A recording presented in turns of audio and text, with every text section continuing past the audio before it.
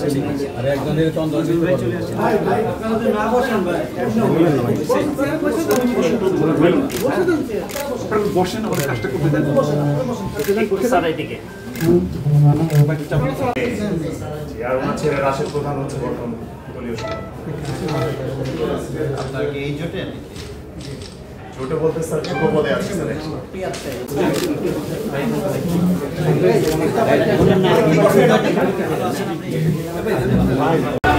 বিয়ার ছাড়া উপায় নাই বিয়ার ছাড়া উপায় নাই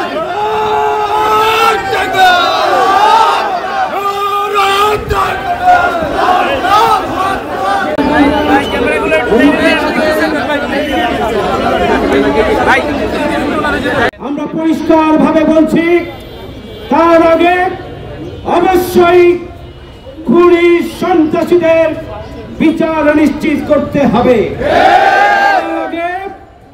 ওই ফ্যাসিস্ট অপশক্তির দোষর জাতীয় পার্টি সহ বাম সংগঠনগুলো যারা শেখ হাসিনাকে ফ্যাসিস্ট হয়ে ওঠার জন্য সব ধরনের সহযোগিতা দিয়ে এসেছিল তাদেরকেও বিচারের আওতায় আসতে হবে।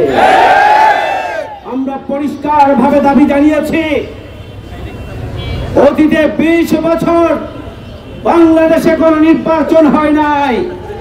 সরকার পরিকল্পিতভাবে ক্ষমতায় থাকার চক্রান্ত বাস্তবায়নের জন্য নির্বাচন কমিশনকে ছোট জগন্নাথে পরিণত করে সরকারের নীল নকশা বাস্তবায়নের কাজ নির্বাচন কমিশনকে দিয়ে করিয়েছিল।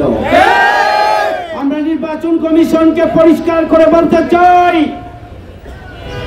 যদি সুষ্ঠু নির্বাচনের জন্য লেভেল প্লেইং ফিল্ড নিশ্চিত করা না হয়, যদি আইন শৃঙ্খলা বাহিনী জনপ্রশাসনকে নিরপেক্ষ ভূমিকা নিশ্চিত করার জন্য দৃশ্যমান কোন পদক্ষেপ গ্রহণ করা না হয়, তাহলে আমরা আগামী দিনের নির্বাচন আবারও যেন কোন নির্বাচনের মধ্য দিয়ে ফ্যাসিবাদের বিনাশের একটি পথ তৈরি করে দেওয়া হবে।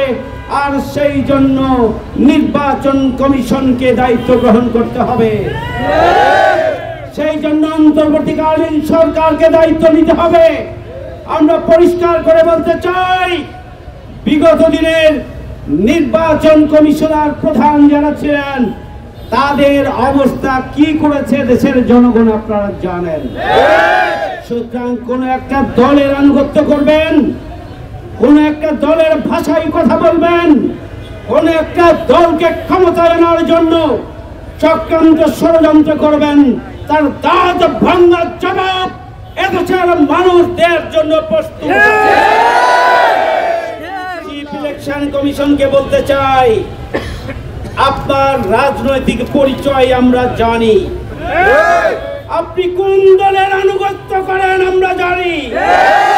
আপনি যদি নিরপেক্ষ ভূমিকা পালন করতে না পারেন আপনি সরে দাঁড়াবেন, কিন্তু কোন চক্রান্তমূলক নির্বাচনের যদি পায়তারা করেন জনগণকে সাথে নিয়ে আমরা তার দাঁত ভাঙার জবাব দেব। দেশের বিচার ব্যবস্থা আইন অঙ্গনকে ধ্বংস করে দেওয়া হয়েছিল, বিরোধী মত এবং পথকে ফাঁসি দিয়ে হত্যা করে জুলুম নির্যাতন চালানোর হাতিয়ারে পরিণত হয়েছিল বিচার ব্যবস্থা। নির্বাচন কমিশনকে ছোট জগন্নাথে পরিণত করা হয়েছিল। মানবাধিকার কমিশনকে ওই মানবাধিকার লঙ্ঘনকে থামাচাপা দেওয়ার হাতিয়ারে পরিণত করা হয়েছিল। এদেশের দুর্নীতি দমন কমিশনকে প্রকৃত অর্থে বিরোধী রাজনৈতিক দলকে নিয়ন্ত্রণের হাতিয়ার হিসেবে ব্যবহার করা হয়েছিল।